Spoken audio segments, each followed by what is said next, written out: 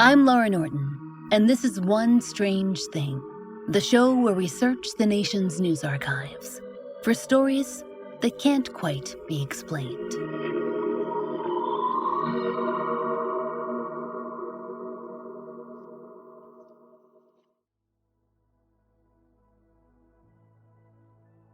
Strangers, we have brought you some choice UFO stories in our time.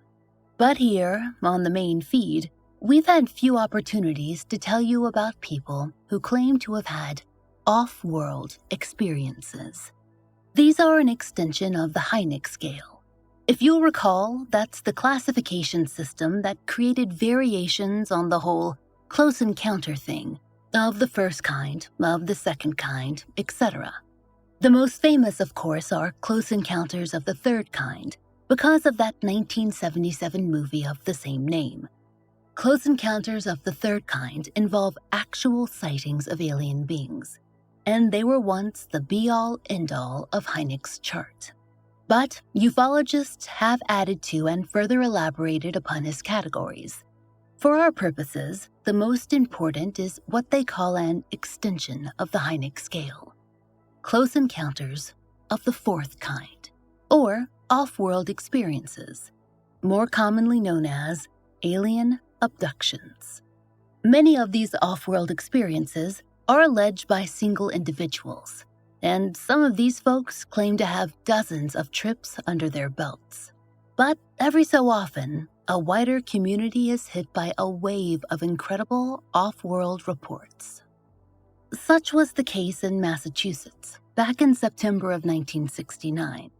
Now collectively known as the Berkshire UFO incident, these saucer sightings and alleged abductions across small towns took place in a county in western Massachusetts. Now, if this sounds familiar to you strangers, we think that you've probably been spending some quality time with the Unsolved Mysteries reboot on Netflix. One of their first new episodes covered this very event. It particularly featured the story of one family, the Reeds. Their off-world encounter in Berkshire County is perhaps the most synonymous with the September 1st, 1969 incident, so much so that many are unaware that 40-odd area residents also claimed UFO encounters that very same night. Some were fairly straightforward craft sightings. Others, well, we should probably start at the beginning, shouldn't we? So, our tale unfolds in a particularly lovely area of the country, Berkshire County and, unsurprisingly, the Berkshires. Per Marie Claire, the activity largely took place in a few towns in the southern portion of the county: Great Barrington, Sheffield, Stockbridge, and Egremont. It was the tail end of the summer, Labor Day, 1969, and everyone was enjoying themselves in exactly the ways that you might imagine. Games outside, lazy drives, or one last outing before the return to real life. Here's how the Berkshire Eagle tells it. In the town of Sheffield, the Reed family had just left their business, a little diner called the Village Green. Their house was located a town over in Great Barrington. According to 9 News, it was around 8:30 p.m. when Nancy Reed drove her 2 young sons and her mother on a route that included a covered bridge. It would shave some time off their trip. Her older son Tom, who was 9 back then, sat in the back seat with his 6-year-old brother Matt. Now, their grandmother never drove. She always rode up front in the passenger seat. Many years later, Tom told the Berkshire Eagle that Nancy Reed had moved her family to the Berkshires for, quote, a Rockwellian life. You know, quiet and picturesque, an existence that was fit for a calendar. Well, what Nancy and her family experienced that night was fit for a publication, certainly, but less Rockwell calendar and more pulp sci-fi than she might have been hoping for. As Tom recalled to the Berkshire Eagle, the family was just approaching the bridge when they spotted something very strange. Quote, a ball of light, like a cue ball, about 4 times the size of a Volkswagen Beetle, and it just hovered there, over the water, on the Great Barrington side of the bridge. But that was not all. Tom said that after a few moments, his family spotted, quote, a second ball of light, and finally, a huge object, a kind of craft, that was, quote, hovering over a nearby cornfield. He said it was roughly, quote, the shape of a turtle shell and at least 100 yards long. And then, suddenly, the air in the car felt different, like the pressure had shifted. According to the Knoxville News-Sentinel, it was almost as if they were moving underwater. And then, well, they were enveloped by a bright light. After that, it's a little harder to explain. Reporting on the details has varied, so we'll give you the best overview that we can. As Tom Reed has explained to many outlets, he's not fond of the term alien abduction. Encounter is more his speed. According to The Independent, he does say, though, that his family lost a few hours of time after that light engulfed them. Though perhaps lost is not quite the right turn of phrase, because when people in other stories that we've told, like in our early episode, The Trucker, when they lose time, they generally can't remember anything. But over the years, Tom Reed has offered some details. Per the Berkshire Edge, he said that he recalled, quote, being taken aboard a tarnished, circular-looking vessel where an image of a willow tree was displayed. And 2015 coverage from the Boston Globe elaborates on the encounter even further. In that interview, Tom said the family, quote, found themselves in a giant room. Tom was, quote, brought to meet two strange, ant-like figures, then placed in some sort of cage. Next thing, he was back in the car. But in other reports, Tom recalls only vague memories of being in a space much like, quote, an airplane hangar. One consistent detail is that when the family returned to their car, everything seemed normal, except for one detail. His grandmother was sitting in the driver's seat, and his mother was in the passenger seat. And remember, Tom's grandmother, she never drove. Much later, Tom would say that he and his brother had at least 2 other close encounters, predating the Berkshire incident by years. Eventually, they'd offer more reports of alien encounters that followed 1969 as well. But to be honest, strangers, there's enough on all of that for another episode. Maybe more. Because while the Reeds are certainly the best known of the Berkshire residents to have reported a UFO encounter that September night, they are hardly alone. Not by a long shot.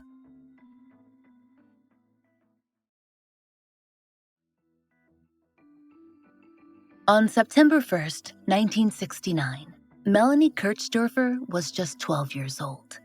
That same evening that the Reeds had their experience, her family had one of their own. The Radio Times reported that she'd been out by the lake in Great Barrington with her family when they saw, quote, a blinding white light and a craft coming from under the water in front of them. Per the Berkshire Eagle, Melanie's dad, well, he had a very Twister-like reaction. He packed his family into the car, and he took right after that UFO, chasing it down the road. Melanie remembered that they, everyone but her dad, we imagine, were terrified, and they were screaming. They were screaming right up until the car was enveloped in a blinding light. And then, according to the Radio Times, Melanie found herself, quote, levitating through the air. The next thing that she knew, she was on that craft. She recalled, quote, I was in a room with just young people. They were like children, and they would disappear one by one. It's unclear how much time passed for Melanie, because the next thing that she remembered, she was back by the lake, by herself. No car, no family. She told interviewers that she had to make her way back home all alone. And then there's the story of Tommy Warner. According to the Radio Times, he was over at a friend's house when he heard a voice in his head. And that voice told him, you need to go home now. The babysitter who was watching all of the children, a woman named Debbie, was surprised when Tommy stood and told her that he had to leave because, quote, God's voice had told him so. Tommy ran from the home, and per the Radio Times, once he was outside, quote, he thought that he was flying, but Debbie said that he was running in one spot, not moving. When Tommy looked up into the sky, a huge spacecraft seemed to be hurtling toward him. Light was everywhere, and, quote, the air was sucked right out of him. That's what he remembers. But Debbie, she claims that she saw Tommy disappear. According to the Radio Times, the next thing that Tommy remembers was lying on the grass on the opposite side of the property from where he disappeared. Debbie estimated that Tommy had been gone for around 7 minutes. One of the night's most interesting reports came from a woman named Jane Green.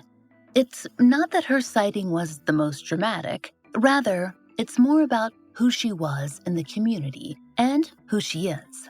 Back in 1969, Jane was a highly respected business owner in Berkshire County, and per the Berkshire Eagle, Jane's family owned the local drugstore, and she was well known in Great Barrington.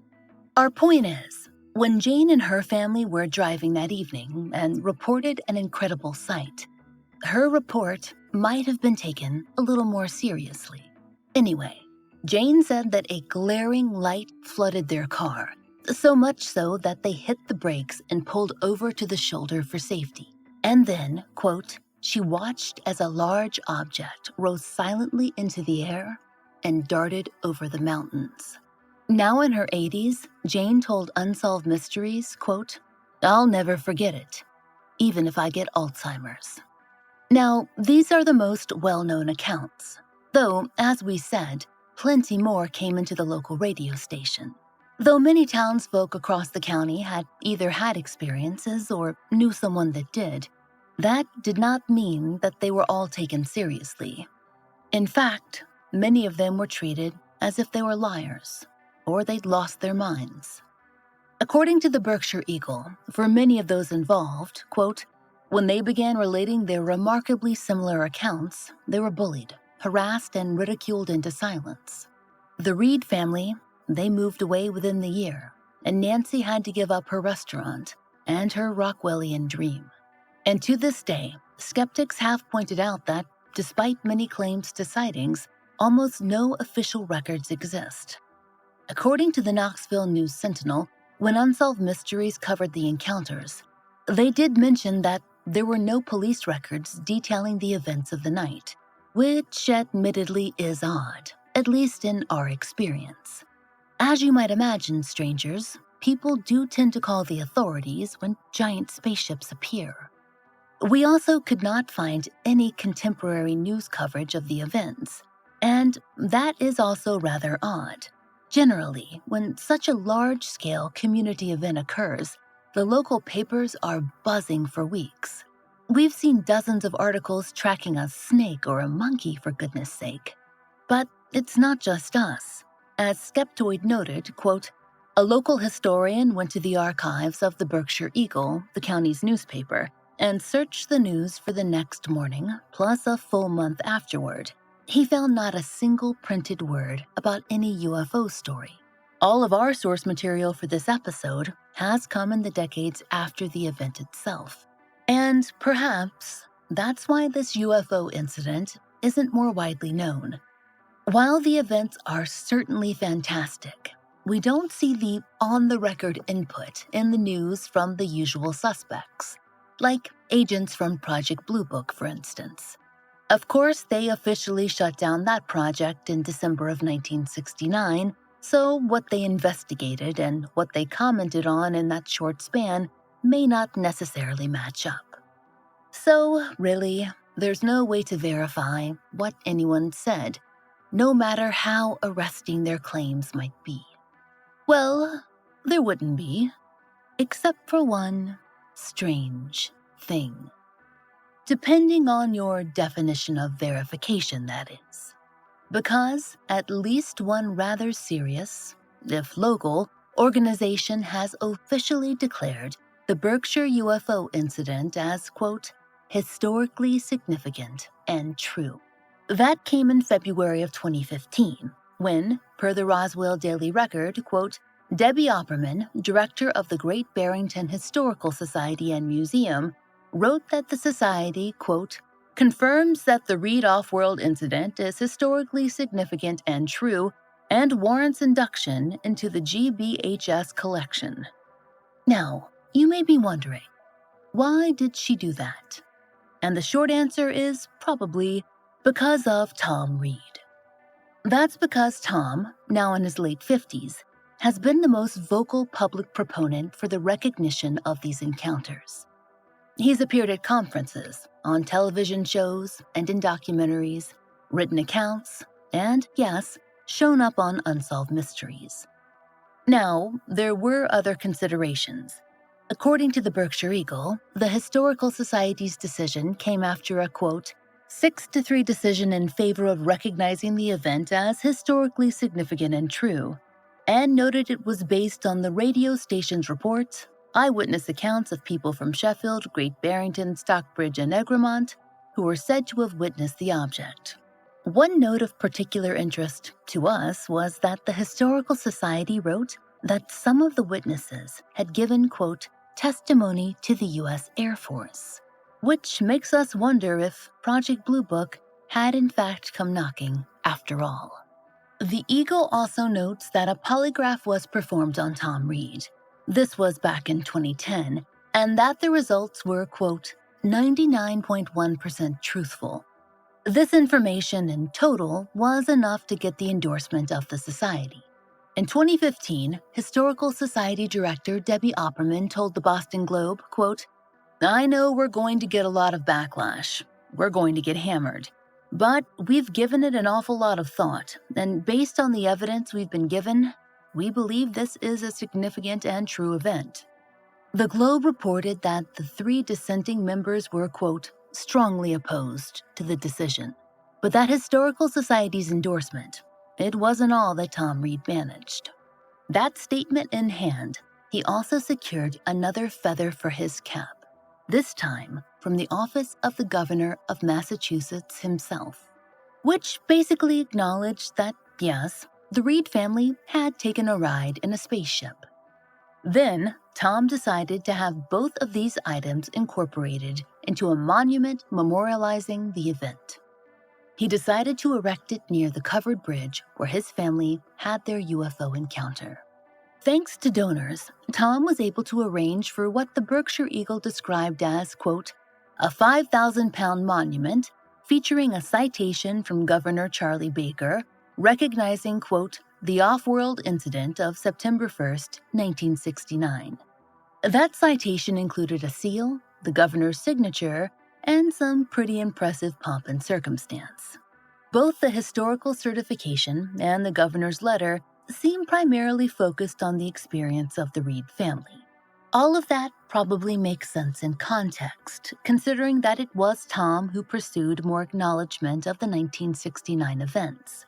Once the monument was erected, though, it became a point of contention in the Berkshires. Tom was no longer a resident. He hadn't been for years, and perhaps that was part of it. But there were other concerns. It seemed that the placement of the monument was, in and of itself, an issue. Tom might have gotten a letter from the governor, but it did not authorize an actual structure. According to the Berkshire Eagle, the town had issued a formal warning within a month to say that the monument, all 5,000 pounds of it, had been placed on public land. Per the Leavenworth Times, it needed to be moved, quote, about 30 feet. No small task, but that was done. And then, well, the town said that it needed to be moved again, permanently, as in gone. As you might imagine, Tom was displeased. Per the Eagle, the town's argument was that the monument was still on public property, specifically, quote, the town's right-of-way easement. Tom argued that it belonged to a farmer who said they could use the land. Ultimately, though, the town won out and had the monument hauled off in 2019, much to the displeasure of UFO aficionados around the world. and to many of the local witnesses. But there were some folks who were relieved, including the Massachusetts governor. Per WGBH, an official from the governor's office made an announcement in 2018 that Baker's endorsement had actually been, quote, issued in error, and even the Great Barrington Historical Society seemed more cautious by then. Their new director, Robert Kroll, told WGBH, quote, I think the Historical Society regrets that our words, or our decision, has been taken out of context. The article goes on to explain that he was not declaring the events insignificant from a historical perspective, but rather, quote, believed in retrospect it was a mistake to focus so much attention on one man, instead of everyone else who witnessed something inexplicable that night. The article implies that the original monument seemed, to some in town, a bit too much like a marker for the Reed family versus the 40-odd witnesses who'd claimed to have experiences that evening, some of whom Kroll said that he knew personally. Students, the son of a police chief, shop owners, he named a list of people whom he considered to be reliable. WGBH did speak to one of those witnesses, Tommy Warner, now a more adult Tom Warner, about the monument. He still lived in town, and he agreed that there should be a permanent marker. He told the outlet that, quote, forgetting that evening would be a mistake. Perhaps then it's good that Tom Reed, he was not easily dissuaded.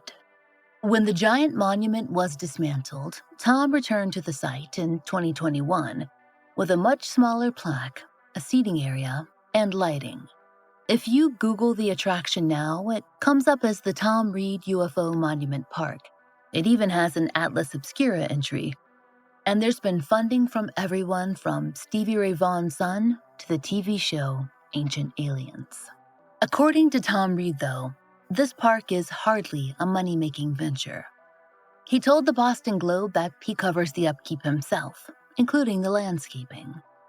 We assume that the property ownership has been settled. So, strangers, we're left with an odd knot to unravel here.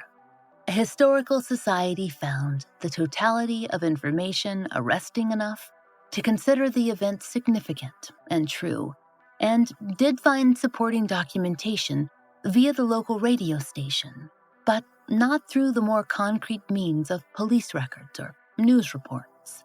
And there are many witnesses, some of who are more reluctant than others. As for physical proof, that's been more hard to come by. We did find one or two references to testing electromagnetic fields, but couldn't chase down the original sources.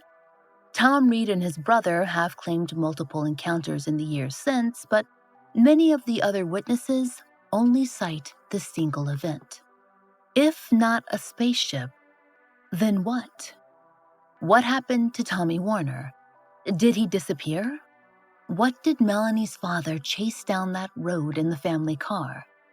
And as for Jane Green, what rose into the sky and blinded her and forced her to pull over? As you might imagine, the usual theories did come up. Advanced human aircraft, military naturally, or maybe mass hysteria. Or perhaps people reshaping their own memories, years after the fact. Maybe without even understanding that that's what they'd done. We can't say, of course. Perhaps great hulking spacecrafts did rise over Berkshire County in 1969 and spirit its residents away, if only for a little while, to take them off-world, just long enough so that they'd never feel quite fully on-world again, an experience that left them with a need to mark the occasion, to explain it, in the hopes that maybe, just maybe, the rest of us, we would understand.